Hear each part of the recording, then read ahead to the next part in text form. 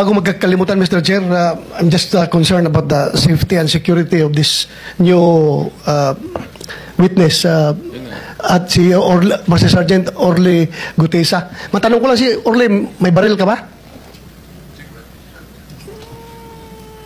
Yes, Your Honor. May service firearms po ako. Meron ka? Yes, Your Honor. May permit to carry yan? Yes, Your Honor. Very good. So you can defend yourself pag merong interesado sa buhay mo? Yes, Your Honor. At hindi ko na kailangan yung witness protection, Your Honor. Kaya kong sarili ko. Oh, yan ang Marines. Yan ang Marines. Paano yung meron kami ritong motion sana na koberan ka ng protective custody ng Senate? Baka makatulong sa'yo. Okay lang ba o ayaw mo rin yun? Ayaw ko rin, Your Honor. At ayaw ko nang maka-istorbo pa ng iba, Your Honor. Marines! Talagang Marines! kaya mong proteksyonan ang sarili mo?